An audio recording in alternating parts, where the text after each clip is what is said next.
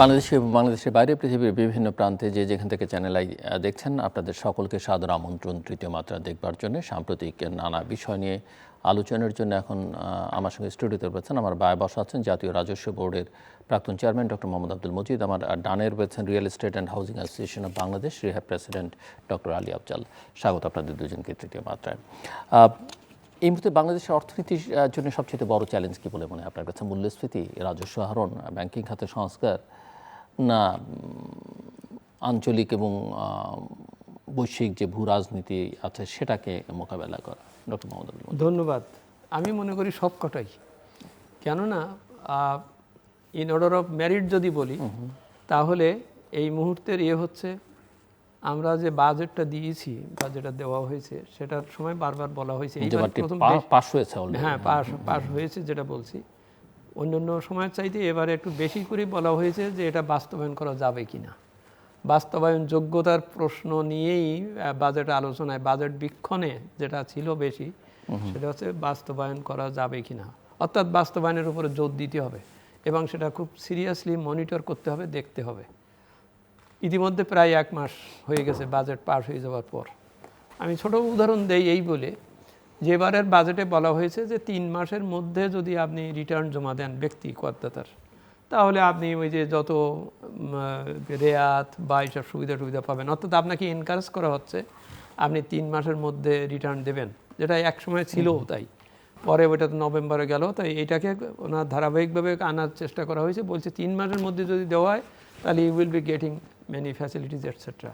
এরপরে যদি দেন তাহলে আপনার আস্তে আস্তে জরিমানা, তারপরে ওই যে ওইগুলো পাবেন না, ইত্যাদি ইত্যাদি। আমি মনে করি that is also a very lucrative good decision. But the question is, 3 মাসের 1 মাস তো চলে গেল, আপনি এখনও ওই আয়কর পরিপত্র একটা জারি করতে হয়। কারণ অর্থবিধি যেটা পাস করা হয় ওখানে তো শুধু এসকেসি বলা থাকে যে এই হবে এই হবে, কিন্তু এটার ইন্টারপ্রিটেশন, এই জিনিসটা এইভাবে হবে, কি করতে হবে।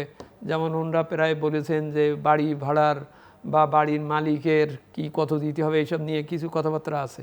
এইগুলো কিন্তু ওই ভালো করে কষা হয়, ওই আয়কর পরিপত্র 1 এটা জারি হতে হয়। ওইটা হলে ওই অনুযায়ী ব্যক্তি বা ওই আয়কর আইনজীবী তিনি, ওইটা না হওয়া পর্যন্ত জানি না এটার কি ব্যাখ্যা হবে, কি হবে, এটা বসে থাকে।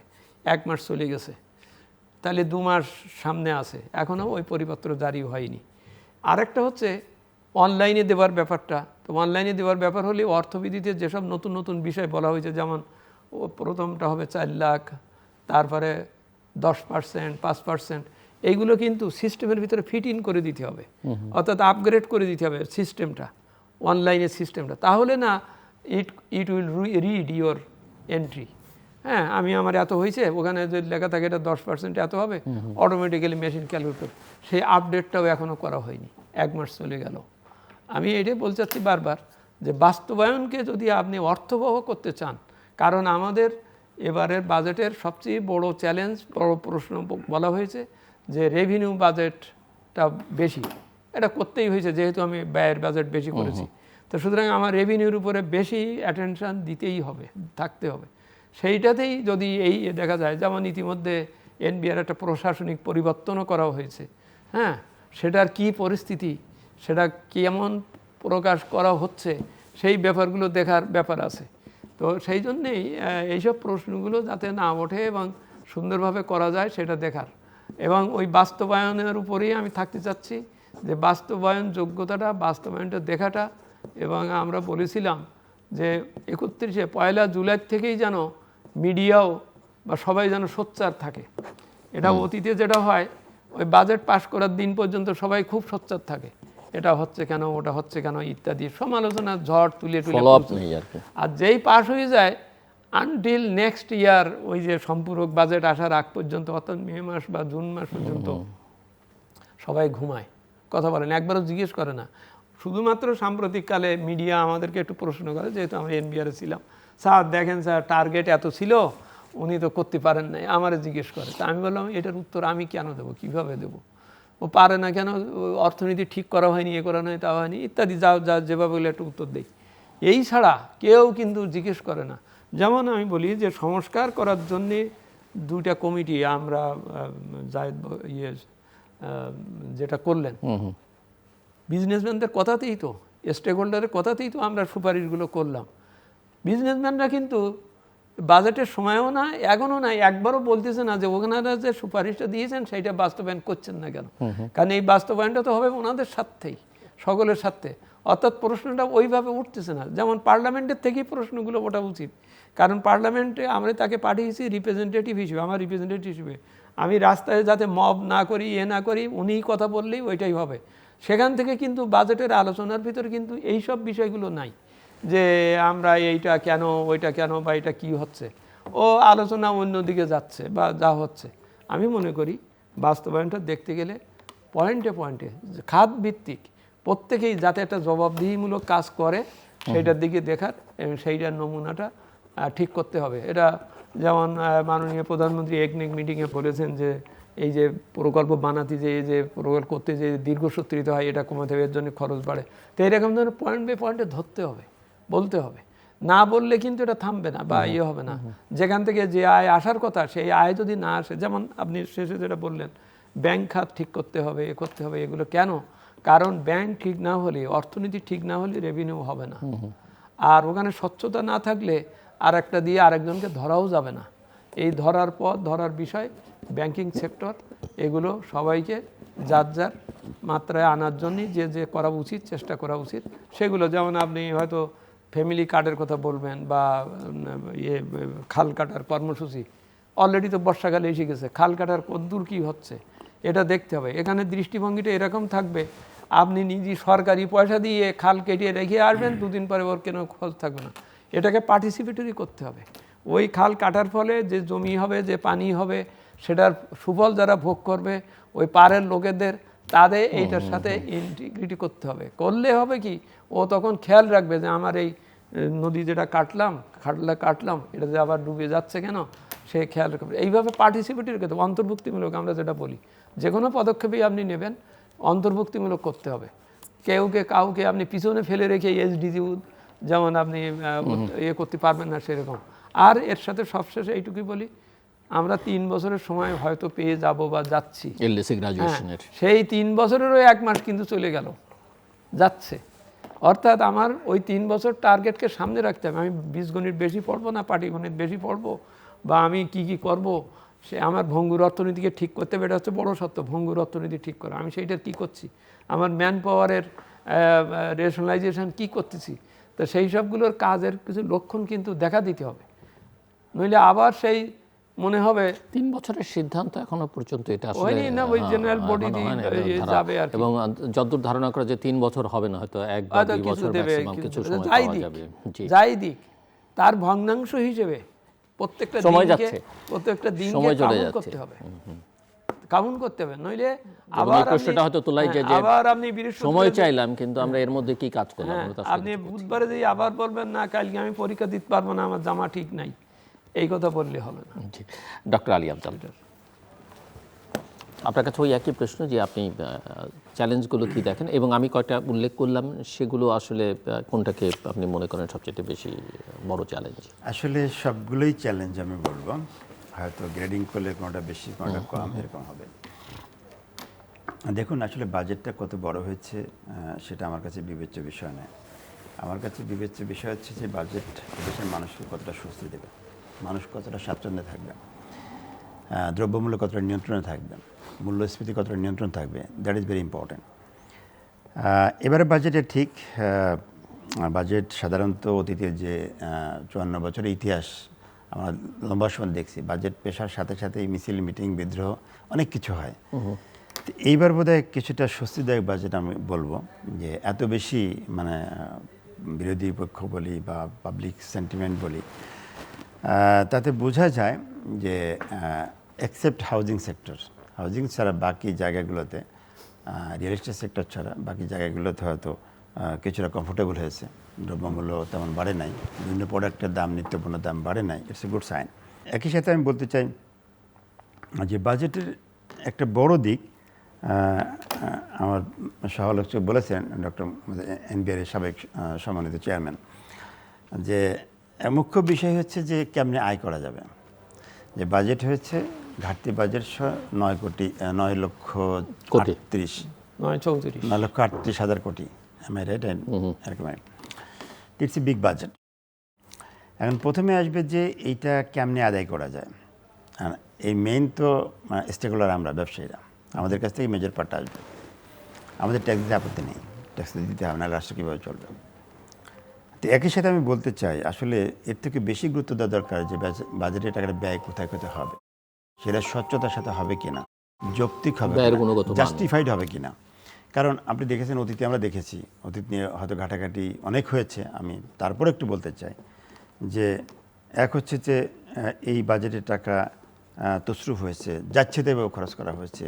ইভেন আমি দেখলাম মিডিয়াতে আমাদের এয়ারপোর্ট নিয়ে যেভাবে আপনি ভালো করে জানেন, আমার থেকে ভালো জানেন, যে হারে একদম গ্রাফিক্যালি দেখানো হচ্ছে যে কোনটা কী হয়েছে, কিসের বালিশ কেলেঙ্কারি, 5 টাকার গাছের কথা বলা হচ্ছে লাখ টাকায়। মানে এই যে বিষয়গুলো আসছে, আমাদের কষ্টের জায়গা কিন্তু এখানেই। আমি একজন tax payer, regular tax pay করি।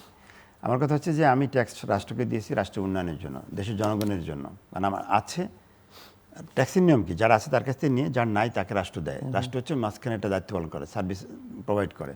রাষ্ট্র তার ব্যবসা করে না, রাষ্ট্র ব্যবসা করার সুযোগও নেই। কিন্তু এই জায়গাটি আমার কাছে মনে হয় বেশি স্বচ্ছ হওয়া দরকার। কিন্তু আমি দেখছি যে always government pressure, NBR pressure, সকলের প্রেশার হচ্ছে যে কেমনে ট্যাক্স আদায় করা যায়।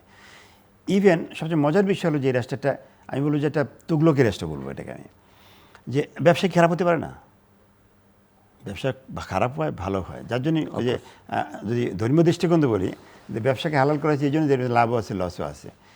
একমাত্র দেশ বাংলাদেশ বোধহয় পৃথিবীতে যেখানে লস বলে কিছু নাই। আপনি জানেন কি আমি জানি না, আমি ব্যবসায়ী হিসেবে বলতেছি। আমি একটা ব্যালেন্স শিট দেওয়ার পরে কোনো দিনই আমাকে মানবে না যে নেক্সট ইয়ারে সেল কমছে, নেক্সট ইয়ারে লাভ কমছে, এটা কখনো তারা মানে না। Is it true? আসলে এটাই কি সত্য? বাস্তবতা ব্যবসা নষ্ট হতে পারে, ধ্বংস হতে পারে, আবার কোনোটা বেশি ফ্লারিশ করতে পারে।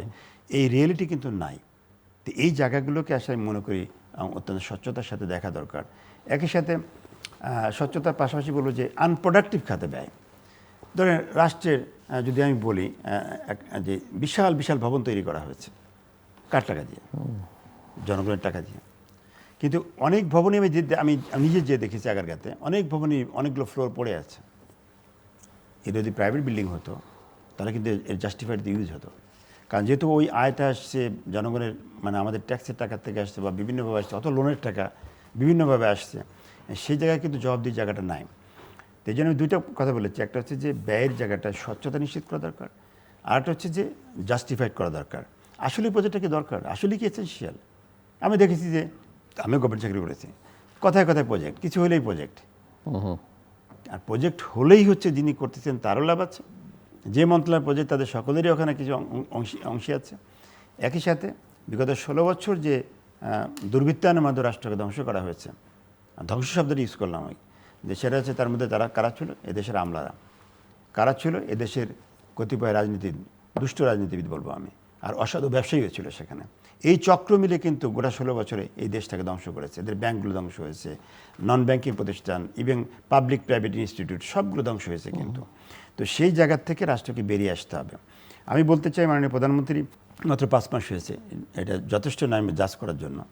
তারপরে আমি বলতে চাই যে ওনার কথাবার্তা, ওনার বাচনভঙ্গি, ওনার চলাফেরা, আমি স্টিল স্যাটিসফাই যে উনি আমাদের এই দেশটাকে গড়ার জন্য অনেক কষ্ট করে দীর্ঘ লম্বা সময় দেশের বাইরে কষ্ট করেছেন। বলতে গেলে অনেকটা বিদেশে জেল খেটেছেন বলা যায়, দেশে আসতে পারেন নাই। তো সেখান থেকে অনেক কিছু শিখে এসেছেন।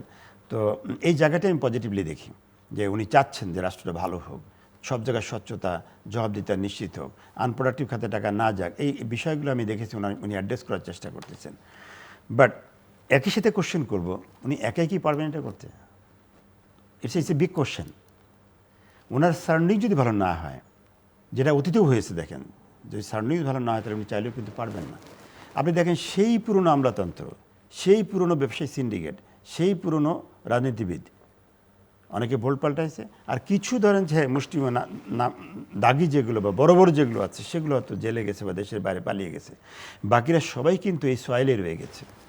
তো এই মানুষগুলো যদি থাকে সেই চক্রটা, তাহলে এই চক্রের মধ্যে, দুষ্ট চক্রের মধ্যে থেকে একজন মাননীয় প্রধানমন্ত্রী যতই ভালো চাক না কেন, উনি কিন্তু ভালো কিছু করতে পারবেন না। একসাথে ওনার নিজস্ব সারাউন্ডিং যে বলয়টা আছে, এই বলয়টাও যদি আসলে ওনার মতো যদি দেশপ্রেমিক না হন, সৎ না হন, তাহলে আলটিমেটলি কিন্তু এই যে বিশাল বাজেট, এবং বিশাল অঙ্কের বাজেটে যে করা হয়েছে সেই সুফল কিন্তু জনগণ পাবে না। আরেকটি কথা বলে আমি বলতে চাই এখানে, সেটা হচ্ছে এই যে ঘাটতি বাজেটের যে কালচারটা, আমি বলবো যে কালচারতে বেরিয়ে আসা উচিত ঘাটতি বাজেটের কালচার থেকে। কারণ ঘাটতি বাজেট মানেই হচ্ছে পূরণ করার জন্য ব্যাংক লোন নিতে হবে বা বিদেশ থেকে লোন নিতে হবে। আসলে ঋণ করে মানে কি বলবো, যেটা খারাপ জিনিস। আসলে এই ঋণ করে বড় হওয়া যায় না, কারণ এটা মানে অনেক দেশি বিদেশি ধর্মীয় কালচার যেটা বলেন করার কোনো সুযোগ নাই। তো এই জায়গায় আমি একটু বলতে চাই যে যদি আসলে আমাদের বাজেটটা আমি যেটা বলি স্বচ্ছতার সাথে জাস্টিফাইড হতে খরচ করা হয়, আমি বিশ্বাস করি ঘাটতি হবে না। যে কাজগুলো লেখা হয়েছে তার এগেনস্টে যে বাজেট ধরা হয়েছে ওই সবগুলো কাজই করা যাবে যদি খালি স্বচ্ছতা আমাদের থাকে, স্বচ্ছতা নিশ্চিত করা যায়, তাহলে এই টাকা দিয়ে বাজেট বাস্তবায়ন সম্ভব। আরেকটা সমস্যা যেটা দাঁড়াবে, এই ঘাটতি পূরণে যদি বাংলাদেশ সরকারের পক্ষ থেকে ব্যাংক লোন নেওয়া হবে, তাহলে কি হবে, প্রাইভেট সেক্টরে কিন্তু বিনিয়োগ কমে যাবে। বিগত আপনি জানেন, আমার থেকে মিডিয়া আপনি আছেন ভালো জানেন, যে বিগত 2-3 বছর হলো, বিগত সরকার যাওয়ার পরে 2 বছর একটু বেশি হলো বোধহয়। তো সেই জায়গায় আপনি দেখেন যে প্রাইভেট সেক্টরের বিনিয়োগ কিন্তু 5%-এর উপরে ওঠে নাই, লেস দ্যান 5% অলওয়েজ। তো যদি প্রাইভেট সেক্টরে ইনভেস্টমেন্ট না হয়, তাহলে তো আপনি প্রাইভেট সেক্টর ফ্লারিশ করবে না, তাহলে কর্মসংস্থান হবে না, দেশ কিন্তু আগাতে পারবে না। বাংলাদেশের 7 কোটি তারুণ্যের শক্তি, এটা কিন্তু একটা বিশাল শক্তি একটা দেশের জন্য। অনেক দেশে কিন্তু এই পপুলেশনও নাই। এই 7 কোটির মধ্যে কিন্তু মোটা দাগে বলা যায় যে 3.5 কোটি 4 কোটি কিন্তু বেকার রয়েছে। তো এই বেকার জনশক্তি যদি কাজ দিতে হয়, রাষ্ট্রের পক্ষে কিন্তু কখনোই সম্ভব না 3 কোটি বা 4 কোটি যুবককে কাজ দেওয়া। এটা কে করবে? Private sector. তাহলে প্রাইভেট সেক্টর যদি ফ্লারিশ করতে হয়, তাহলে প্রাইভেট সেক্টরে বিনিয়োগ বাড়াতে হবে। বিনিয়োগ যদি না বাড়ানো হয়, তাহলে প্রাইভেট সেক্টর বড় হবে না, এবং চাকরির যে সুযোগগুলো বলছি, এমপ্লয়মেন্ট যে অপরচুনিটি, এটা ক্রিয়েট হবে না। তাহলে আলটিমেটলি দেশ কিন্তু বড় ধরনের বিপদে পড়বে। তো এই জায়গায় আমি বলবো যে এই বাজেটের সবচেয়ে বড় খারাপ দিক হচ্ছে যে প্রাইভেট সেক্টরে যে বিনিয়োগের যে প্ল্যান যেটা করা হয়েছে, এই জায়গাটা চেঞ্জ আসতে হবে। ডক্টর মজিদ, আপনি শুনছিলেন একদম ঘাটতি বাজেট থেকে প্রাইভেট সেক্টরে। এই পয়েন্টে উনি যথার্থই বলেছেন। কথা হচ্ছে যে প্রাইভেট সেক্টর শুধু না, সকলকেই। আমি এখানে একটা হলিস্টিক একটা অ্যাপ্রোচের কথা বলছি এই কারণে, আমরা সবসময় মনে করছি, যেমন উনি কিছুক্ষণ আগে যেটা বললেন যে এনবিআর ওই ট্যাক্স নেওয়ার জন্য করছে, এই কথাটার উপরে জোর দেওয়া দরকার। এনবিআরকে কেন আমি আলাদাভাবে মনে করছি, প্রতিপক্ষ মনে করছি? এনবিআরকেও সুস্থ হতে বলছি না কেন? তাকে জবাবদিহির ভিতরে আনার ব্যাপারে আমি কনস্ট্রাকটিভ ওয়েতে কাজ করছি না কেন? সকলের কথা সকলে মনে না করলে পর এটা হবে না। ঘাটতি বাজেটের ব্যাপারটা বলছি, একটা খুব কঠিন সিদ্ধান্ত নিতে হবে যে আমার বাজেটে যদি ঘাটতি হয়, আমি ব্যাংকে ডিস্টার্ব করব না, কারণ তাহলে আমার প্রাইভেট সেক্টরের হবে না। আর হচ্ছে আমি বিদেশির কাছ থেকে নিতে যাব না। আর বিদেশি ঋণ এত এখন তো সহজ না। আমি দেশবাসীকে এটা পরিষ্কার বলি, না দেশবাসীকে এটাই বলি, উনি যথার্থ বলছেন, দেশবাসীকে এটাই বলি যে আপনি নিজের স্বচ্ছ সৎ হয়ে চলেন, যা আছে আমার তাই দিয়ে আমি চলতে পারবো, আমাকে সেইভাবে হেল্প করেন। আমার যেসব অপচয় হয়, ওই যে ফাফাদের একটা রিপোর্টে যেটা আসছে এয়ারপোর্টের, ওই যে বালিশ কাণ্ডের মতোই প্রায়, আরো বেশি একটা গাছ 500 টাকা দামের গাছ দেখানো হচ্ছে। এইগুলো থামাচ্ছি না কেন? এইগুলো থামানোর ব্যাপারে সকলের মধ্যে একটা আসছে না কেন? কেন টিচার পড়াচ্ছে না? এবং সেখানে আমি এই যে কত কিছু পয়েন্ট উঠতেছে, এটা উঠতেছে কেন? আমাদের সবাইকে ভাবতে হবে যে আমি ট্যাক্স পেয়ারের মানি লয়টারিং হচ্ছে, যে সেটা জানি না, মানে এগুলো ফায়ারিং স্কোয়াড ছাড়া কোনো কিছু দিয়ে আপনি বন্ধ করতে পারবেন। কারণ জেল টেল ক্ষেত্রে তো দেখাই যাচ্ছে, আমরা 2007-8 দেখলাম, এরপরে দেখলাম, আগে দেখলাম, জেল টেলে কেউ ভয়টয় পায় বলে মনে হয় না বাংলাদেশে। না সেটা হচ্ছে না। যেমন আমি বলি, লাজ লজ্জাও নেই, জেলেও ভয় পায় না। না যেমন ডেথ সেন্টেন্স যদিও সেটা সবাই সমর্থন করে না, আমিও করি না, বাট না, যেমন এই যে ইরান বা যুদ্ধটা শুরু হওয়ার পরে সরকার নিজের থেকে বললেন যে বিদ্যুৎ সাশ্রয় করতে হবে, এটা ব্যবহার করতে হবে, অফিস আওয়ার পর্যন্ত কমিয়ে দেওয়া হলো, হলো। আপনি এখন যে সবার কাছে দেখেন, কেউ যেন এটা ভুলেই যাচ্ছে, বিদ্যুৎ সাশ্রয় কমাতে হবে, যে এই ব্যাপারটা ভুলেই যাচ্ছে। মানে তারা তাদের জীবনের ভিতরে ইনবিল্ড করতে পারছে না, নিচ্ছে না। এবং সেই জন্যই সকলে যদি সমানভাবে আস্থার ব্যাপারটা যদি ঠিক না করা যায়, তো তাহলে তো যে অবস্থায় আছে সেইভাবে চলতে হচ্ছে। আমি মনে করি ওই ঘাটতি বাজেট ঘাটতি থাক, দেশবাসীকে এটা পরিষ্কার বলাও হোক যে আমার যা আছে সেইটা মিলিয়ে আমি করব, যদ্দূর পারবো তদ্দূর করব, এবং করে আমাকে একটা পর্যায়ে উঠতে হবে। আমি ওই একটা সিচুয়েশন তৈরি করব। সাধারণত আমরা ওই যে 2009 সালে বিদ্যুতের যে আইনগুলোকে একবারে উল্টাই দিয়ে করা হলো, তার আগে কিন্তু একটা ক্ষেত্র প্রস্তুত করা হয়েছে, বিদ্যুৎ নাই, না হলে কি হবে, হারিকেন ইত্যাদি ইত্যাদি, এই বলে আমাকে একটা আইন সহজ করে দেন, দিয়ে আমি করতে গেলাম। না, ওইটা করলে হবে না, এরকম না যে আমি না হলে আমি মারা যাব, সুতরাং আমার আবার ওই ডোনারের কাছ থেকে অযাচিত শর্ত দিয়ে আমাকে নিতে হবে। এই পরিস্থিতিটা, এই দাবিটা, এই বিষয়টা, এই অভ্যাসটা, এই দৃষ্টিভঙ্গিটা যদি আমি না পূরণ করতে পারি যে আমি যে টাকা দিচ্ছি সেই টাকা যথাযথভাবে খরচ হচ্ছে কিনা আমি সেটা দেখভাল করব, এবং আমার যা আছে আমি তাই দিয়ে চলবার চেষ্টা করব। আমি অন্যের উপরে নির্ভরশীল থেকে ঋণ করে ঘি খাওয়া এই পদ্ধতিতে যাবে না। সেই জন্যেই সকল পর্যায়ে আমি আবার বলছি, এখানে দেখা যাচ্ছে যে কোনো একটা জিনিস হলেই মনে করছে অমুকরে এ করতে হবে, এটা করলে এটা হবে, আজকে একটা আদেশ জারি করলাম, কালকে আবার সেটা বাতিল করে দিলাম বা চেঞ্জ করে দিলাম। কেন দিলাম? তাহলে আদেশটা নিতে কোথায় ভুল করলাম? দেখা যাচ্ছে যে ওয়ার্ডিংয়ের ভুল করতেছি, এমন না ওয়ার্ডিংয়ের ভুল করার জন্য হচ্ছে। এই সমস্ত এর থেকে বেরিয়ে আসতে হবে, চেষ্টা করতে হবে। একজনের পক্ষে, দুজনের পক্ষে তো সম্ভব না, এটা সকলকে মিলিয়ে দেখতে হবে। তো সেই জন্যেই ওই বিদ্যুৎ বলি, গ্যাসের ব্যবহার বলি, পানির আধার তৈরি করা বলি, সকলকে যে সামাজিক নিরাপত্তা দেওয়ার যে দৃষ্টিভঙ্গি বলি, সব জায়গাতেই একটা আত্মবিশ্লেষণ, সংস্কার দাবি বলে পরিষ্কার করে করতে হবে। এটা একজন করলো আর আমি সেটার উপরে দৌড় চাপিয়ে দিয়ে আমি নিজেকে খুব ভালো মনে করলাম, এটা হবে না। এই দৃষ্টিভঙ্গির থেকে বেরিয়ে আসতে হবে। এখন এখানে যে কথাটা আসতেছে, বৈশ্বিক একটা প্রভাবের ব্যাপার থাকবেই, কারণ সেখানেও অনেক ঘটনা ঘটছে বৈশ্বিক, সেখানে ঘটছে। তা ঘটলে আমি এখানে প্রশ্ন আছে এখন, যেমন যুক্তরাষ্ট্রের সঙ্গে চুক্তি, প্রধানমন্ত্রীর চীন সফর, সেখানকার চীনের সঙ্গে তার সম্পর্ক এবং অন্যদের তার সেই বিষয় নিয়ে প্রতিক্রিয়া। না, এইগুলো তো কনসিকুয়েন্সিয়াল আর কি হচ্ছে, একটাকে ঠিক করতে যেয়ে আরেকটার ভিতরে ঢুকে পড়তে হচ্ছে। সেই জন্যেই আমি মনে করি এই আন্তর্জাতিক সম্পর্ক বা ভূ রাজনীতির ভাইদের তৎপরতার সাথে আমি ওইভাবে এই না মিলাতে যাইয়ে যেটা সম্ভব সেটাকে মিলাবো, বাকিটা আমাকে আমার নিজের মধ্যে নিজেকে স্থিতিশীল থাকতে হবে। আমেরিকার সাথে যে ট্যারিফে যে চুক্তি হয়েছে, এটা বেদবাক্য না বা না, এখানে আমার সবসময় ওই করে যেতে হবে বিষয়গুলোকে। ওই যে ডিসক্লোজার, নন ডিসক্লোজার, এগুলো করা ঠিক হয়নি, কারণ এগুলোকে মানতে হবে। এটা কারণ এটা সমগ্র জাতিকে একসাথে বেঁধে ফেলছে। তা বেঁধে ফেলতে গেলে, যেমন এই সময়ে ইভেন অন্তর্বর্তীকালীন সময়েও 1000 কোটি টাকার, 1000 মিলিয়ন ডলারের চুক্তি স্বাক্ষর করা হয়েছে ওই যে এনবিআর বা এগুলোর সংস্কার করার জন্যে।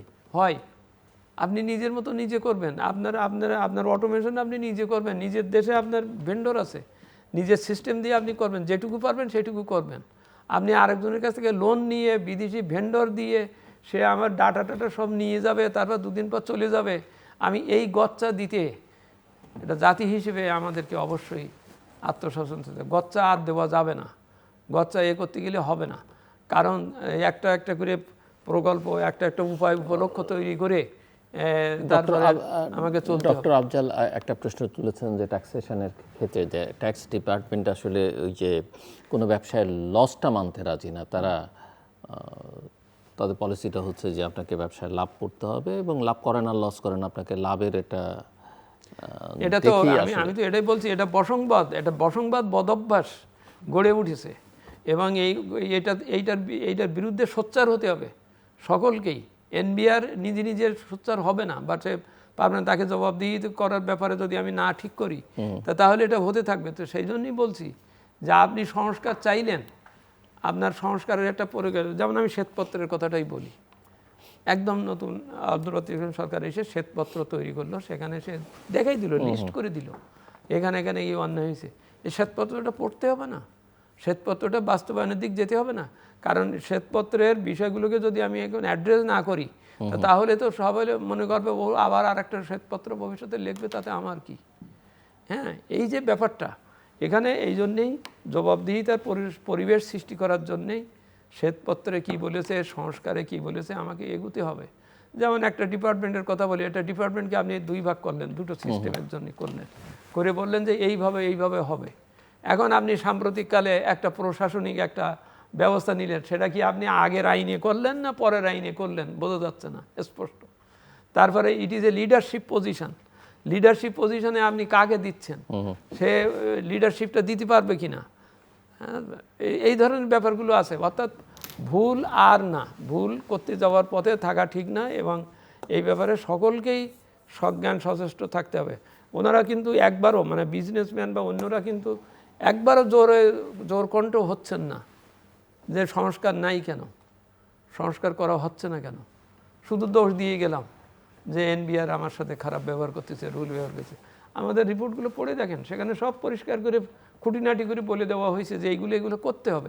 বাস্তবায়ন চ্যালেঞ্জ, বাজেট যেমন বাস্তবায়ন চ্যালেঞ্জ, আপনার রিপোর্ট বাস্তবায়ন, এইটাই বাস্তবায়ন। সেই চ্যালেঞ্জে যাওয়া হচ্ছে না বা যেতে হবে, না গেলে তো পরিস্থিতির উন্নতি হবে না। ওই শুধু দোষারোপ করেই চলে যাব, কাজ হবে না। জি, থ্যাংক ইউ ভেরি মাচ। অনেকগুলো বিষয় আসছে, আমি ছোট্ট একটা বিষয় বলে আমার পয়েন্ট 3-4টা পয়েন্ট বলবো। আপনি সুন্দর কথা বলেছেন যে ফায়ার স্কোয়াডে নিয়ে যাওয়ার জন্য। হ্যাঁ, এটা ঠিক যে এটা আইনের দৃষ্টিতে হয়তো খারাপ মনে হতেও পারে, কিন্তু আসলে এই জাতিকে ভালো করার তো আমি জানি না।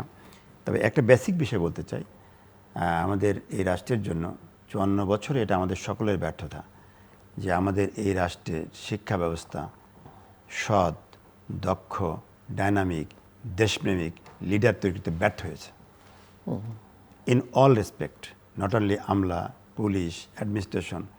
আরও যদি সুন্দর ভাষায় বলি যে মানবিক মানুষ তৈরি করতে ব্যর্থ হয়েছে, মানবিক পুলিশ তৈরি করতে ব্যর্থ হয়েছে, মানবিক এনবিআর কর্মকর্তা হতে ব্যর্থ হয়েছে। যদি মানবিক এনবিআর কর্মকর্তা হতো তাহলে দরদ দিয়ে ব্যবসায়ীর ব্যবসাটা ভিজিট করে দেখতো। আপনি মিডিয়া জগতে আছেন, তারপরে আমি বিশ্বাস করি এই বিগত কয়েকটা যে ধকল গেছে, যারা জুলাই অভ্যুত্থান হয়েছে, তার আগে স্বৈরাচারী সরকার ছিল, কেয়ারটেকার গেল, তারপর এই মধ্য দিয়ে প্লাস আপনি দেখেন যে মাঝখানে তেলের দাম বাড়ার কারণে সবগুলো পণ্যের দাম বেড়েছে, হু করে দাম বেড়েছে। আমরা চাইলে কিন্তু প্রোডাক্টের দাম মানে বাড়ায় বিক্রি করতে পারি না, কখনো পারা যায়, কখনো কিন্তু পারা যায় না। তাহলে লাভ লস তো আসাটা স্বাভাবিক। তো এই বিষয়গুলো কিন্তু কখনোই এনবিআর লোকেরা মানবিকভাবে দেখার চেষ্টা করে না। আপনি একটা মজার তথ্য দিই, লাভ লসটা বলছি, তার লাভ তো মানেই না। এখন নতুন একটা করছে যে টার্ন ওভার ট্যাক্স। আপনার লাভ হোক আর না হোক, ধরেন এই যে করোনার সময় আমার প্রোডাক্টের দাম কমে গেছে, বাট আমাকে বিক্রি করতেই হয়েছে, তাহলে আমার বিক্রি হয়েছে, এই বিক্রির যে টাকাটা হলো, কথা আমার 100 কোটি সারা বছর সেল হয়েছে, আমার 1 পয়সাও লাভ হয়নি, কিন্তু 100 কোটির উপরে 1% আমার 1 কোটি ট্যাক্স দিতে হবে। এর নাম হলো টার্ন ওভার ট্যাক্স। তারপরে এআইটি, অ্যাডভান্স ইনকাম ট্যাক্স, আমি এয়ারপোর্টে দিয়ে আসছি, কিন্তু সেটা কিন্তু বাংলাদেশে কখনো এটা সমন্বয় হয় না। আমি যখন মিলালাম যে সারা বছর আমার ট্যাক্স আমি এয়ারপোর্টে 10 কোটি দিয়েছি, বছরের শেষে আমার ট্যাক্স আসছে, বললাম যে আমার কর্পোরেট ট্যাক্স আসছে 8 কোটি টাকা, আমি 2 কোটি ফেরত পাবো, এটা কখনো দেওয়া হয় না, বলা যে নেক্সট অ্যাডজাস্ট করা হবে, করা হয় না। তাহলে আমি এই যে এত কিছু করছি, করার পরও দেখা যাচ্ছে যে ওই আলটিমেটলি কিন্তু এনবিআর পেশার চাপটা কিন্তু আমার উপরে আসছে। এখন আসি প্রাইভেট সেক্টরে ফ্লারিশ করার আরেকটা জায়গা, সেটা হচ্ছে ব্যাংক ইন্টারেস্ট। আপনি দেখেন, আমি জানি না বিশ্বের কোথাও আছে কি না, আমি গুগলে একটু সার্চও দিলাম যে 17% ইন্টারেস্ট। আর প্র্যাকটিক্যালি কিন্তু আমরা ব্যবসা করি, এই টাকাটা নিতে হলে আমাদের কিন্তু কিছু কষ্ট আছে, হিডেন কস্ট। সেটা ধরলে আমাদের প্রায় 19% খরচ হয়ে যায়। তাহলে 19% কস্ট অফ ফান্ড দিয়ে গ্লোবালি, ন্যাশনালি কোথায় ব্যবসাকে লাভ করা সম্ভব না। এখন কম্পিটিটিভ মার্কেট, এখন তো সারা দুনিয়া গ্লোবাল ভিলেজ, আমরা সব জানি। তো সেই জায়গায় কিন্তু আমি চাই 19% ইন্টারেস্ট দিয়ে কিন্তু ব্যাংকে ব্যবসা করে লাভ করা সম্ভব না। তো এখানে তো গভর্নমেন্ট যদি নজর না দেয়, আমি বিশ্বাস করি এটা কিন্তু করা খুব কঠিন কিছু না। কারণ ব্যাংক তো হচ্ছে জাস্ট মাঝখানে। ধরেন আপনি ব্যাংক, উনি হচ্ছে ইনভেস্টর, মানে ব্যাংকে টাকা রাখেন, আর আমি হচ্ছে ইনভেস্ট নিচ্ছি, উনি ডিপোজিটার। এখন আপনি ডিপোজিটারকে যদি 12% দিয়ে আপনি টাকা নেন, তাহলে আপনাকে কিন্তু 3% কস্ট অফ ফান্ড ধরে আমাকে কিন্তু 16 দিতেই হবে। তাহলে সরকার কিন্তু সহজেই করতে পারেনি কাজটা। আমি সিম্পলি সহজেই বলতেছি যে রাষ্ট্র বলুক, এটা হবে কি অলস টাকা বেড়ে যাবে। কারণ যখনই ডক্টর মজিদ স্যার যখন বুঝবেন যে আমি ঘরে বসে লাখে 1 লাখ টাকা, কোটিতে 1 লাখ টাকা পাচ্ছি, তার দরকার কি, আমি পেনশনে 1 কোটি টাকা ব্যাংকে রেখে দিলাম, আমি মাসে 1 লাখ টাকা পাবো, আমার সংসার তো চলবে, দিব্য আমার টাকা থেকে গেল। উনি কিন্তু কোনো কষ্টের দিকে আর যাবেন না। কিন্তু এইটাই যদি আপনি 5% করে দেন, তাহলে উনি কিন্তু 5% সংসার চলবে না, তখন কিন্তু এটাকে কিন্তু টাকা যে মূলধারায় এসে উনি ব্যবসা বাণিজ্য করা, টাকা সচল করার দিকে উনি যাবেন। কিন্তু তো 5% যদি টাকাটা যদি ডিপোজিট হয়, 3% কস্ট অফ ফান্ড দেয়, তাহলে কিন্তু 9% নিজেকে বিনিয়োগ করতে পারে, তাহলে সেটা ব্যবসা বান্ধব হবে। আদারওয়াইজ কিন্তু 17%, 18%, 20% ইন্টারেস্ট, ব্যাংক ইন্টারেস্ট দিয়ে আমি চ্যালেঞ্জ করে বলছি একজন ব্যবসায়ী হিসাবে এদের ব্যবসা দাঁড় করানো সম্ভব হবে না। এরপর আসি যে আমাদের যে ব্যবসায়ীদের ফান্ডিংয়ের সোর্স কিন্তু দুইটা মূলত, এর বাইরেও আছে কিন্তু মূলত দুইটা, একটা হচ্ছে ক্যাপিটাল মার্কেট, একটা হলো আমার ব্যাংক ফাইন্যান্স যে মার্কেটটা আছে। তো ব্যাংক মার্কেট তো শেষ, আপনি জানেন, মুষ্টি হাতে কোনো যেটা বিদেশি বা কয়েকটা স্বদেশি ব্যাংক ছাড়া সকল ব্যাংকেরই বিনিয়োগ সক্ষমতায় জিরো না মাইনাস বলবো, কারণ অনেক ব্যাংকে কিন্তু গ্রাহকরা যে টাকা পাচ্ছে না, তো বিনিয়োগ করতে করবে, যার টাকা সেই পাচ্ছে না, তাহলে বিনিয়োগ সক্ষমতা জিরো হয়ে গেছে, তাহলে ব্যাংকের থেকে ব্যবসায়ী টাকা পাচ্ছে না। ক্যাপিটাল মার্কেটে যান, মার্কেটটি শেষ হয়ে গেছে। আপনারা দেখেন যে একসময় 1000 টাকা শেয়ারের দাম ছিল, ওই শেয়ারের দাম এখন 8 টাকা হয়ে গেছে। এখন যে শেয়ারটা পকেটে কাগজ নিয়ে ঘুরতেছে তার অবস্থাটা কোথায়? ইভেন অনেক প্রতিষ্ঠান, ব্যাংকগুলো কী করছে আমি জানি, কয়েকটা ব্যাংকের নাম আমি নামও বলতে পারবো আপনাকে, যে তারা শেয়ার কিনছে কথা 1000 কোটি টাকা।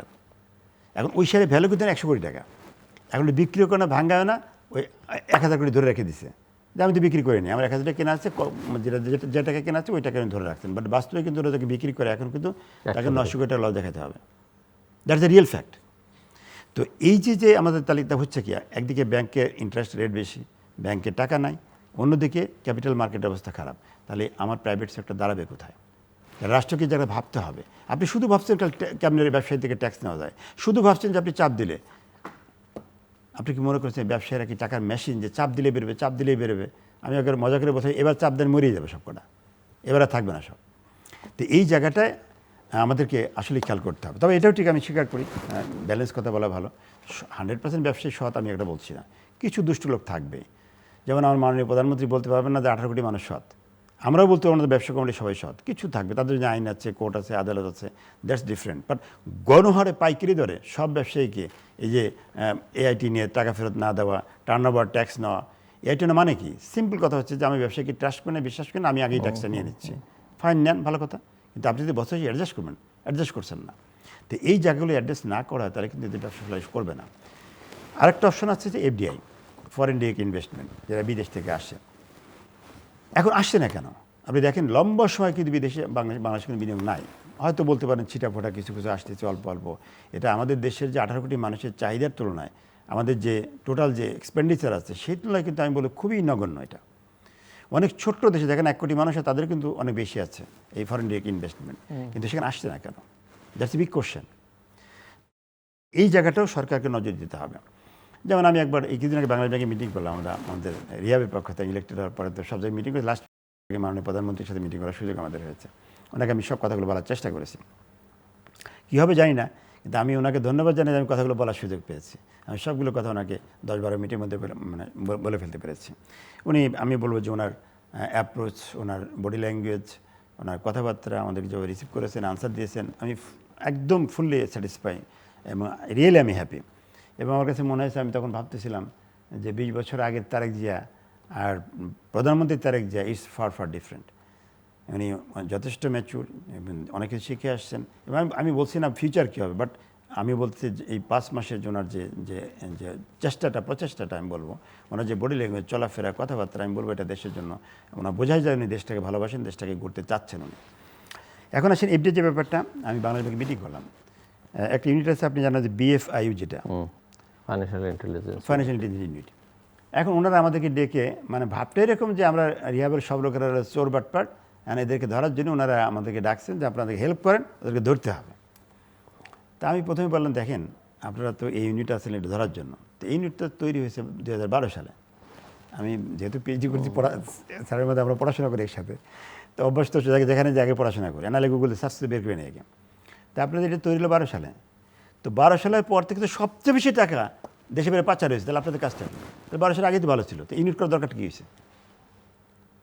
নাম্বার 1 কোশ্চেন করি, খুব ব্যবস্থা খেয়ে গেছে। না আপনি রিয়েল পিকচার, আপনি ডেটা দেন আমাকে। আপনাদের এই বিএফএ তৈরি হয়েছে 12 সালে, 12 সালের আগে কিন্তু ভালো ছিল। 12 সালের পরে যে পরিমাণ টাকা বাংলাদেশে পাচার হয়েছে তার কোনটা ঠেকাতে পারছেন আপনারা? আর আপনারা এখন আসছেন রিয়েল এস্টেটে কী হয়েছে দেখার জন্য। এক সেকেন্ড কথা হলো যে আপনি বিদেশ থেকে টাকা আসতেছে, আপনি কেন সে কোশ্চেন করতেছেন? আপনি দেশে বের হয়ে যাচ্ছে, আপনি ঠেকাতে পারতেছেন না, কোনো কোশ্চেন করতেছেন না, আপনি কোনো দক্ষতা দিয়ে সেটাকে আটকাতে পারলেন না। আর একজন বিদেশি এনবিআর হতে পারে, নন এনবিআরও হতে পারে। আমাকে বলতেছেন যে সে ফ্ল্যাট কিনছে 5 কোটি টাকা দিয়ে, ওই লোকের আয়ের উৎস কী? আরে ভাই, সৌদি আরব একজন ডাক্তার, সে কেমনে টাকা আয় করছে, আমি কোথায় পাবো তথ্য? আপনাকে দেবো আপনাকে তথ্য। আর আপনি কোশ্চেন কেন করবেন? আমেরিকাতে কোশ্চেন করে না, কানাডাতে কোশ্চেন করে না, তারা বরং উৎসাহিত করতেছে যে আমি কোনো কোশ্চেন করব না, তুমি যত বড় বিনিয়োগ করো। আর সেখানে আপনি মানে বেহুদা টাকা ঢুকতেছে, সেটা বলছে ওর আয়ের উৎস সার্টিফিকেট আমাকে দিতে হবে। ডক্টর মজিদ, এখানে প্রতিটা জিনিসের ভিতরে একটা সেলফ সিনক্রোনাইজেশন প্রয়োজন আসবে। যেমন আমি মনে করি রেমিটেন্স আসতেছে ভালো, আমার রিজার্ভ বাড়তেছে, কিন্তু এই রেমিটেন্স যদি ওইভাবে এসে অলস বসে থাকে তাহলে কিন্তু ডায়াবেটিস বাড়বে। হ্যাঁ, অন্য ধরনের রেমিটেন্স ওইভাবেই আসুক, সেই এসে যেন এটা বিনিয়োগে বা সব জায়গায় যেন এখন এখানে প্রশ্ন হচ্ছে আপনি কি আসতে বাধা দেবেন কিনা, না, বা বাধা আসতে দেব না, নিয়ন্ত্রণ করবেন বাধা দেব কিনা? না। আমি আবার বলছি ওই ফ্রি ফ্লো হবে, ব্যবহার আপনি কিভাবে করেন সেটা আপনারা আরেকটা। হ্যাঁ, আমি ওই পয়েন্টেই আসতেছি। সারা বিশ্বে এখন যেভাবে আপনি এখান থেকে টাকা নিয়ে গেলেই যে ওখানে ভালো থাকতে পারবেন তা কিন্তু না, কোনো গ্যারান্টি নেই। সেখানেও অনেক প্রশ্ন উঠতেছে। সুতরাং আপনি শুধু এমন একটা পরিস্থিতি ঠিক করে রাখেন, ওরও টাকা আসতে দেন, ও টাকা আসুক, টাকা এসে আপনি ওইটা কিভাবে ব্যবহার করবেন সেটা। এখানে ওই ইমপ্রেশন মোটেই না যে আনতি দেবো না, তোমারে প্রশ্ন করবো। আমি আমার প্রশ্ন করার খুব বিরোধী আমি আর কি মনে করি। টাকা ওর আসতে দেন, কারণ টাকা ওখানে যখন সে দেখবে যে না ওখানেও গ্রহণযোগ্য হচ্ছে না, ও টাকা কিন্তু আসবে। যেমন আপনি লক্ষ্য করবেন এই যে আমাদের যে রেমিটেন্স আসতেছে বাড়তেছে, আমরা খুব ভালো বলতেছি, এই রেমিটেন্স সব কিন্তু রেমিটেন্স না, মানে ওই যে অর্থে টাকা ফেরত আসছে, অন্যের টাকাও আসতেছে, এবং ওইটাকে আমরা ইনডাইরেক্টলি অন্য টাকা মানে যেগুলো চলে গেছে সেগুলো কিছু ফেরত। হ্যাঁ, সেইটাই আর কি যাচ্ছি। এবং ওইটাকে আমরা কিন্তু ইনডাইরেক্টলি কিন্তু 2.5% করে দিচ্ছি, ওই যে একটা ইনসেন্টিভ। হ্যাঁ, অর্থাৎ ইনডাইরেক্টলি কিন্তু দিচ্ছি, মানে দিতে হবে, কারণ টাকাটা আসুক। আমার দরকার হচ্ছে টাকাটা আসুক। যেমন একটা বিআরপিডিতে একটা সার্কুলার করা হয়েছে না, যে আপনি লোনটা আগে দেন, আপনার অর্থাৎ আমি চাচ্ছি টাকাটা আসুক, আমার ব্যাংক ওর কাছে থাকবে কেন, ব্যাংকে টাকা আসুক। আমার এরকম একটা কোনো সময় আমার এইরকম ধরনের একটা পরিস্থিতি করতে হবে যে আমি ওইটাকে আনি। কারণ এখানে ওই যে একটা কথা উনি শুধু এনবিআরকে করে বললেন আর কি, বিষয়টা হচ্ছে এনবিআরের এই দৃষ্টিভঙ্গিটা বা সরকারের সকলের এই দৃষ্টিভঙ্গিটা চেঞ্জ করতে হবে, যে অর্থনীতি যদি সচল না থাকে, সচল না হয়, তাহলে এনবিআর রেভিনিউ পাবে না। রেভিনিউ অর্থাৎ এনবিআর এরকম করবে না যে এআইটি নিয়ে ওরকে আটকাই দিলাম, তারপরে ওর ইয়াটাবি যে উনি বললেন কি হ্যাঁ, তারপর এগুলো করে ওরা আটকে দেওয়াটা উচিত না। এটা দৃষ্টিভঙ্গির প্রশ্ন। আগে অর্থনীতিকে ফ্লাউরিশ করতে দিতে হবে, তাকে যেভাবে হোক দিয়ে ফ্লাউরিশ করলে তখন আমি রেমিটেন্স পাবো, রেভিনিউ পাবো। এই দৃষ্টিভঙ্গি পরিবর্তন না করলে এটা হবে না। সেই জন্যই ব্যাংকের ব্যালেন্স, ব্যাংকের টাকা যাতে থাকে, মানুষ যাতে পায়, রেমিটেন্স যাতে ঠিক মতন এসে ব্যবহার হয়। রেমিটেন্সটা যদি আমি এখন এইভাবে করে দেই, বলি যে টাকা আনেন, আমি আপনারে এই দিয়ে দিলাম, এই রাস্তাটা আপনি বানাবেন, এই স্কুল কলেজ এই হাসপাতাল আপনি বানাবেন, আপনি বানান, বানিয়ে আমরা দেখাতে পারলি তখন আমি আপনার দেবো, একটা ইনসেন্টিভ দেবো। ওই যে আমরা আগে যেটা করেছি যে আপনি আনেন আপনাকে ট্যাক্স হলিডে দেবো ইত্যাদি, ও কিন্তু করে না, ও জিনিস তৈরি করে না, না করে ট্যাক্স হলিডে টলিডে সব নিয়ে দিয়ে তারপর আর খবর পাইনি। আমরা যেরকম একবার দেখছিলাম যে ট্যাক্স হলিডে যতদিন থাকে ততদিন ওর লাভ হয়, কারণ ট্যাক্স দিতে হচ্ছে না। যেই ট্যাক্স হলিডের পিরিয়ড শেষ হয়ে যায় সেই দেখা যায় ওর শুধু লস হচ্ছে, অর্থাৎ ওর কথার ভিতরে, ওর ভিতরে। সুতরাং এটাকে একটু পাল্টাতে হবে, বলতে হবে যে আপনি এই জিনিস আনেন, এই জিনিস তৈরি করেন, এতটা কর্মসৃজন করেন, এই ধরনের প্রকল্প নেন যাতে মানুষের কাজ হয়, প্রাইভেট সেক্টর করেন, করলে তখন আপনি প্রমাণ করলে তখন আমি আপনাকে দেবো। একসময় আমরা ডেডও করেছিলাম, ডিউটি ড্রব্যাক, আপনি ডিউটি দেন পরে আপনার ফেরত দেবো। ওই যে উনি যেটা বললেন এআইটি নিচ্ছেন কিন্তু অ্যাডজাস্ট করতেছেন না, অর্থাৎ জিনিসটা উল্টা যাচ্ছে আর কি, যা আপনার কাছ থেকে আমি নিচ্ছি কিন্তু এটা ফেরত পাবেন কি না, এটার হিসেব হবে কি না, এই নিশ্চয়তা আমি দিচ্ছি না।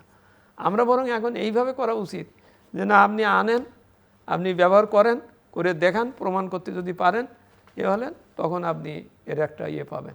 আমি দেখবো যে টাকাটার উপযুক্ত ব্যবহার হয়েছে, হয়েছে, তা না হলে এটা হবে না।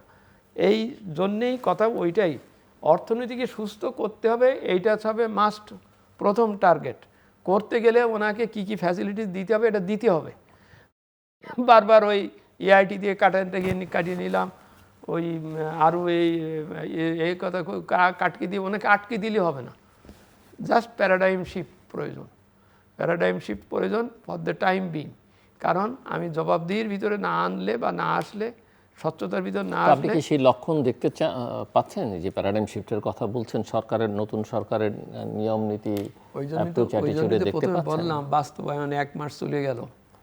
এই 1 মাসের ভিতরে ন্যূনতম একটা পরিস্থিতির একটা দেখাতে হবে, দেখতে হবে যে আমি প্যারাডাইম শিফট যেটা চাচ্ছি করেছি।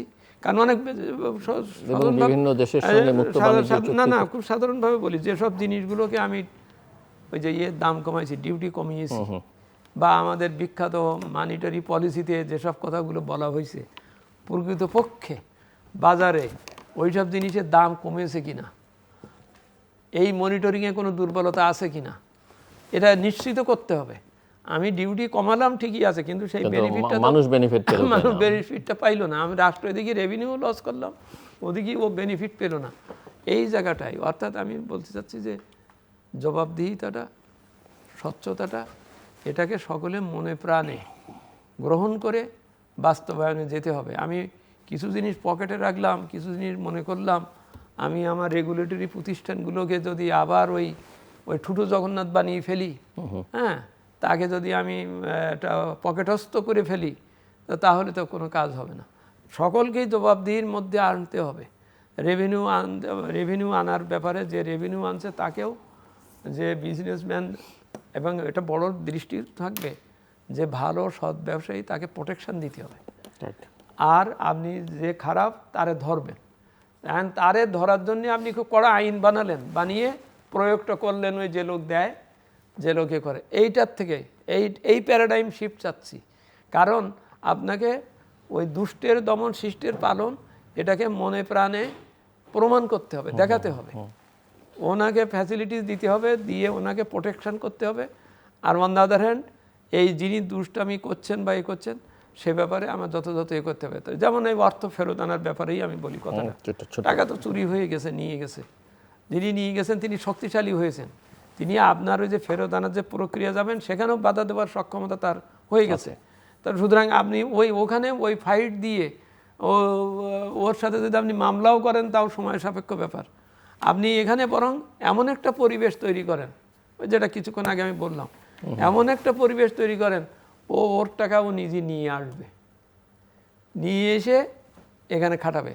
আমি ওই জন্যই ও যাতে সহজে আনতে পারে, ওই যে বাধা দেওয়ার কথা, বাধা দেওয়ার তো প্রশ্নই ওঠে না, ও সহজে যাতে আনতে পারে, এনে প্রোডাক্টিভ খাতে ব্যবহার করতে পারে, সেই এনভায়রনমেন্ট তৈরি করতে হবে।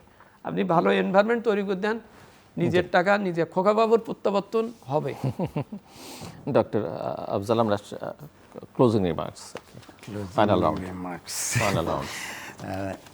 আরেকটি বিষয় আমি একটু অ্যাড করতে চাইছিলাম, ইজ অফ ডুইং বিজনেস। আপনি ব্যবসা কস্ট, আমি একটাই শুধু বলি, ব্যবসার সহযোগিতার সূচকে আমাদের অবস্থান হচ্ছে 190টা দেশের মধ্যে আমরা 168 নম্বরে অবস্থান করছি।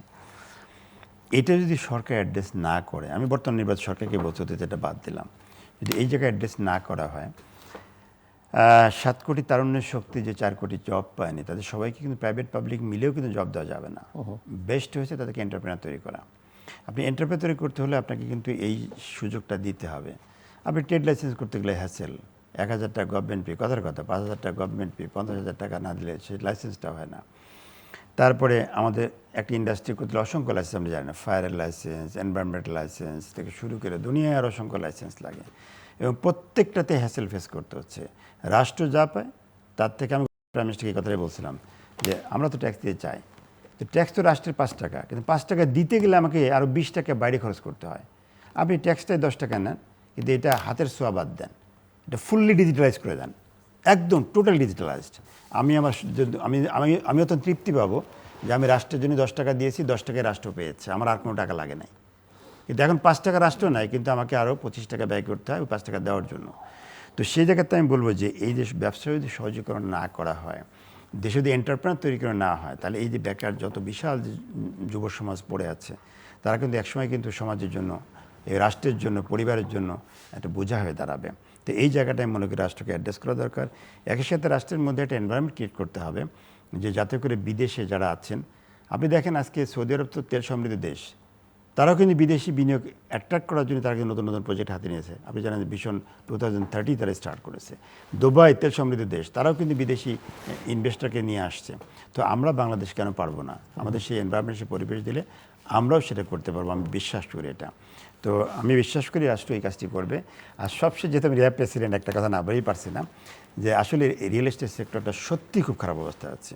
আমি একেবারে ইমোশনালি বলতেছি, এই সেক্টরটা ধ্বংস হয়ে যাবে। যদি এই সেক্টরটা ধ্বংস হয়, এটা বলে শেষ করছি আমি, সেটা হচ্ছে যে আমি ঠিক আছে, আমার 33টা কোম্পানি আছে, আমার 2টা আবাসন রিলেটেড, ধ্বংস হয়ে গেলে আমার 2টা করলাম না, বাট বাকিটা দিয়ে আমার কিন্তু আমার ছেলেমেয়ে আমি সংসার চালাতে পারবো। বাট রাষ্ট্রকে মনে রাখতে হবে, যদি আবাসন সেক্টর ধ্বংস হয়ে যায়, তাহলে এই সেক্টরে 50 লক্ষ যে কর্মকর্তা কর্মচারী রয়েছে, তারা কিন্তু বেকারের রাষ্ট্রের বোঝা হবে। আমরা এই সেক্টরে সাপোর্ট ইন্ডাস্ট্রি সহ 16% জিডিপিতে কন্ট্রিবিউশন করি, সেটা কিন্তু বন্ধ হয়ে যাবে। আমরা রেজিস্ট্রেশন সহ ডাইরেক্ট ট্যাক্স এবং আমাদের কর্পোরেট ট্যাক্স সহ প্রায় 60,000 কোটি টাকার ট্যাক্স দেয়, রাষ্ট্র সেটাতে বঞ্চিত হবে। বিদেশি রেমিটেন্সের 20 থেকে 21% আমাদের প্লট ফ্ল্যাট বিক্রির মাধ্যমে দেশে ঢোকে, সেটা কিন্তু রাষ্ট্রের বন্ধ হবে। একই সাথে এই সেক্টরের সাথে জড়িত সাপোর্ট ইন্ডাস্ট্রি, প্রায় 269 ইন্ডাস্ট্রি আছে, সিমেন্ট, রড, বিভিন্ন সব কিছু মেলায়। এই ইন্ডাস্ট্রির মেন ক্রেতা হচ্ছে আমরা যদি বন্ধ হয়ে যাই, ওই ইন্ডাস্ট্রির ক্রেতা কিন্তু থাকবে না, বিক্রি কমে যাবে এবং তারা লস করবে, এবং তারা যে ব্যাংক থেকে টাকা নিচ্ছে ওই ব্যাংক ক্রাফট হবে। তো এইভাবে করে রাষ্ট্র মারাত্মক ক্ষতিগ্রস্ত। রাষ্ট্র মনে করছেন বা আপনারা মনে করছেন যে আচ্ছা, আবাসন সেক্টর ক্ষতি হলে এই রিয়েল এস্টেট ব্যবসায়ী যারা আছে এরা ক্ষতিগ্রস্ত হবে, বিষয়টা এমন নয়। হোল রাষ্ট্রের অর্থনীতির উপরে মারাত্মক একটা ইফেক্ট আসবে। এই জন্য আমি অনুরোধ করবো যে মাননীয় প্রধানমন্ত্রী এই বিষয়টা গুরুত্বের সাথে দেখবেন। Thank you very much. Doctor Mohammad Abdul Majid. আমি অনুরোধ করব, লেট দেম অ্যানালাইজ দেমসেলভস, তাদের সেলফ এও দরকার। কারণ কাদেরকে বলছেন? আমি রিয়েল এস্টেট সেক্টরকেই বলছি, সকল সেক্টরকেই বলছি, আমি শুধু রিয়েল এস্টেটকে বলছি না। আমি ওই গার্মেন্ট সেক্টরকেও বলি, আপনি লিস্ট করেন আপনার গার্মেন্ট সেক্টরের লোকেরা কারা কারা টাকা বাইরে নিয়ে গেছে, কেন নিয়ে গেছে, আপনারা কি করেন, কিছু বলেন নাই। আর শুধু রাষ্ট্রের উপরে চাপিয়ে দিচ্ছেন, রাষ্ট্র যদি এটা না দেখে। কারণ রিয়েল এস্টেটের ব্যাপারে উই আর ভেরি গ্রেটফুল যে তারা বহু লোকের এমপ্লয়মেন্ট দিয়েছেন, উই আর ভেরি গ্রেটফুল যে বিদেশ থেকে আনছেন, কিন্তু অতীতের এই পর্যন্ত যেসব ফ্যাসিলিটিস দেওয়া হয়েছে সেই রিটার্ন কি রাষ্ট্র পেয়েছে বা পায়নি, সেটারও একটা সালতামামি হওয়া দরকার। আমি বারবার এই জিনিসটা বলছি যে আমি শুধু রাষ্ট্রের কাছে অভিযোগ করতেছি যে আমাকে এইটা দিলেন না, কিন্তু আমি নিজের আমার কি করার দরকার ছিল, উচিত ছিল, সেটা আমি করতেছি কিনা। আমি একটু বলতে চাই, রিয়েল এস্টেট সেক্টর কিন্তু রাষ্ট্র থেকে কিছু পায়নি। আমি কি নিজেই আমার সদস্যদের ভিতরে এই অ্যানালাইসিসটা করেছি যে জমিগুলো মানুষের কাছ থেকে নিয়ে ফ্ল্যাট দিয়ে আমি রেজিস্ট্রি করার দিচ্ছি না, দেরি করতেছি বা করতেছি, এটা সমাজে বৈষম্য সৃষ্টি হয়ে যাচ্ছে। আমি আপনাকে ফ্যাসিলিটিস দিয়েছি যে আপনি এই টাকা দিয়ে করবেন, আপনার কিছু বলা হবে না। 40 লাখ টাকার জিনিস আপনি 60 লাখ টাকা তুলেছেন, ফলে ইকোনমিতে যে এই যে আমাদের ট্যাক্স জিডিপি রেশিও কম কেন? ট্যাক্স জিডিপি রেশিও এই জন্যই যে জিডিপি হয়েছে, প্রোডাকশন করেছেন, বিল্ডিং বানিয়েছেন, অনেক কিছু বুক করেছেন, কিন্তু ট্যাক্সটা দেন নাই, ট্যাক্সটা দেওয়াও হয়নি, নানানভাবে একটা ফ্যাসিলিটিস দিয়ে নেওয়া হয়েছে।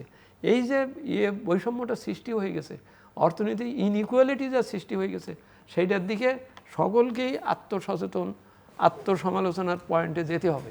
এছাড়া এমনি হবে না, শুধুমাত্র রাষ্ট্রকে কিংবা কখনো সরকারকে বললাম তা বললেই তো হবে না। আমি রাষ্ট্র, আমি তো সরকার, আমি তো জনগণ, আমাকে হতে হবে।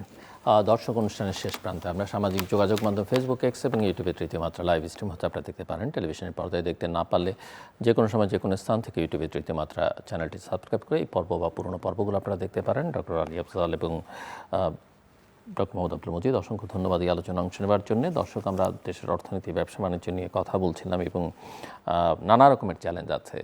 ওনারা বলছেন যে কোনটাকে প্রায়োরিটি দেওয়া হবে, কোনটা বেশি গুরুত্বপূর্ণ, কোনটা কম, এভাবেও বলা যাবে না। প্রতিটা চ্যালেঞ্জই অত্যন্ত গুরুত্বপূর্ণ।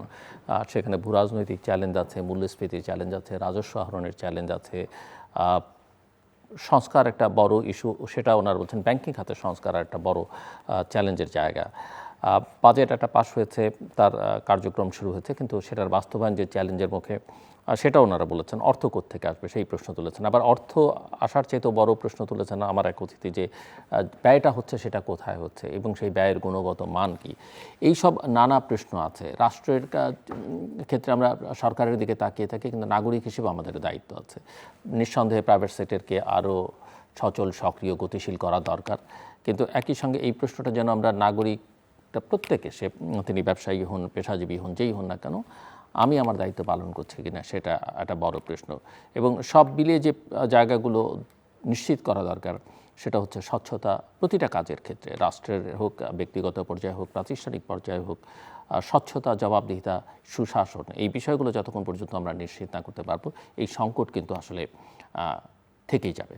আমরা আশা করব যে এই বিষয়ে আমরা প্রত্যেকে সচেতন এবং অবশ্যই সরকারের দায়িত্ব এখানে সবচাইতে বেশি, যেহেতু সামগ্রিকভাবে সব কিছু পরিচালনার দায়িত্বে তারা আছেন। আমাদের সঙ্গে থাকবার জন্য অসংখ্য ধন্যবাদ। আপনাদের সবার জন্য শুভকামনা।